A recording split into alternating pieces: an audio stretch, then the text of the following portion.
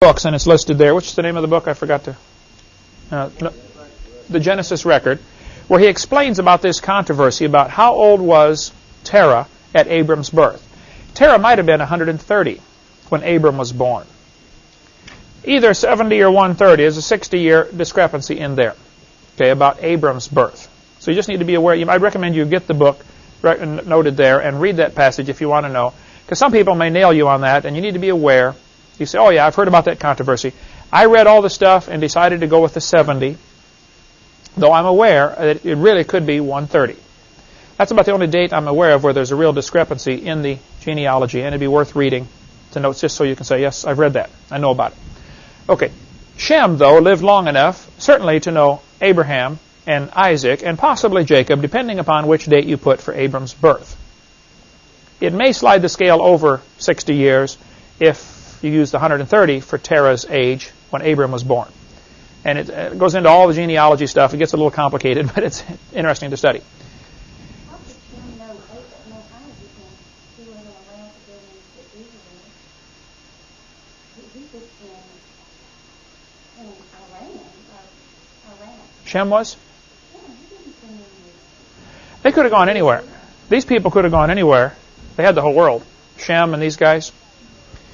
They were allowed to go anywhere.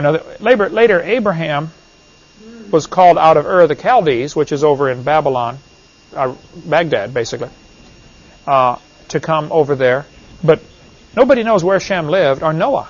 How long did Noah live after the flood? Where did he live? What did he do? God didn't allow him to go into Israel. He took his dad Terah with him, but against God's right, against God's judgment. You're right. So I know he didn't take Shem. Well, Shem might have already been there. Maybe that's where Shem lived.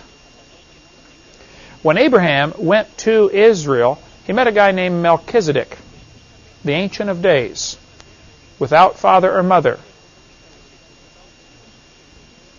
Well, since everybody else probably still had their father and mother still alive, to meet somebody who didn't, some people think Noah or Shem was Melchizedek. I wouldn't be dogmatic about it, but that is a very interesting theory and certainly a possibility. And Melchizedek lived in Jerusalem. At the time, it wasn't a city. All right, while we're on the subject of what did Noah and Shem do after the flood, I mean, they did live a long time. You got to keep in mind, they're living on a devastated planet. Everything is destroyed. It's like Gilligan's Island. You got nothing to work with. So probably just survival was a full-time job for just about everybody. Kind of like the pioneers, Daniel Boone and those guys, you know. You work 16 hours a day just to get food on the table.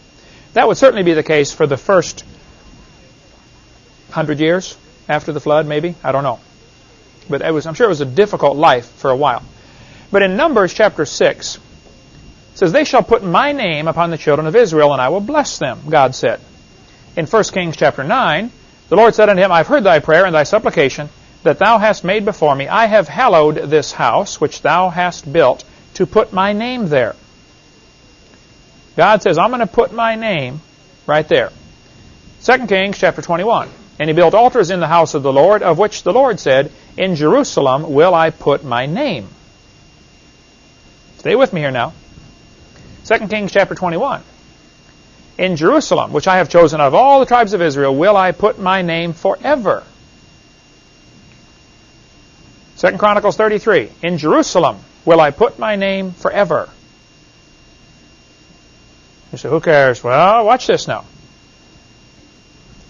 If you look in Psalms chapter 119 in your Bible, you may have a Bible that tells the Hebrew alphabet. I think there are 22 letters in the Hebrew alphabet.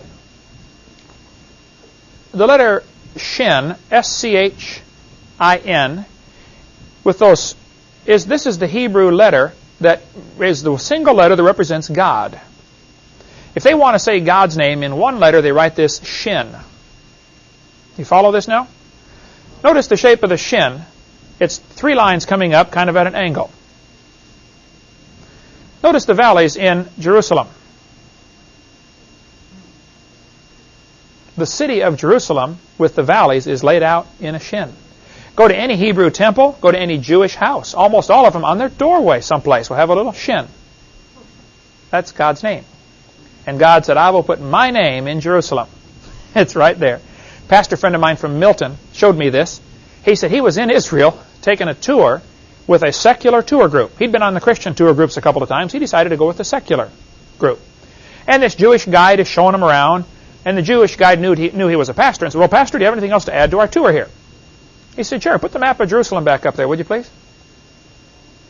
He said, you see this valley right here, and this valley right here, and this valley right here? And the guide said, oh, it's a shin. He'd lived there all of his life and never saw it.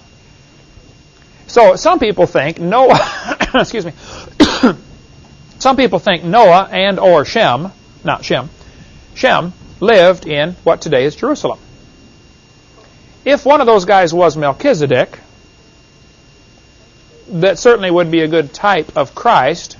Noah would certainly be interesting, having lived through the flood. Now, I don't get dogmatic and I don't preach it that it's a fact, but it's just an interesting sidelight. Since we're chasing all the rabbits on this course, that's something fascinating to study. God did put his name in Jerusalem. Later on, a fellow named Abraham went to sacrifice his son. He took his boy and the wood and climbed up a mountain. Guess which mountain? Right in Jerusalem. Later on, Jesus was crucified. Same mountain. Right in Jerusalem. All this happens in the same place. And it could be that that's where Noah and Shem went and lived. Now, some people think that Noah and Shem built the Great Pyramid. I don't know that that's true, but that's an interesting thought. Somebody certainly built the Great Pyramid. It's a strange one compared to the other pyramids, and I think it's worthy of study. One guy, Hank Hanegraaff, gets all upset with me because I mentioned pyramidology. He never has called me, but he's blasted me several times on his radio program, The Bible Answer Man.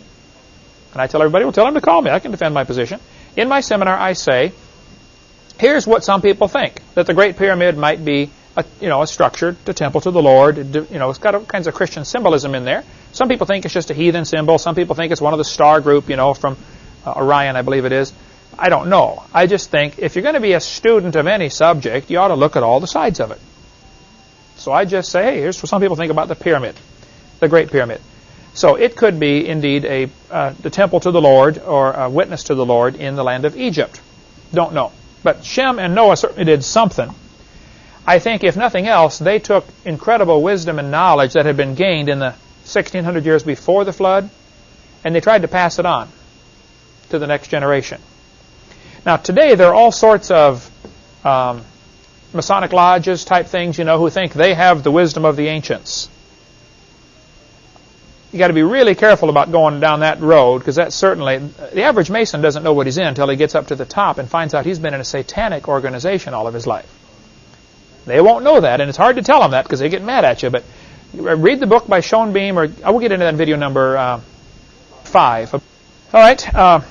Shem lived long enough to know Abraham, Isaac, and possibly Jacob, depending on where you put Terah's age at Abraham's birth. Interesting verse in the Bible. Jacob, whose name was changed to Israel, Jacob got married and then got married again, and his 4 wives had a contest as to who could have the most kids.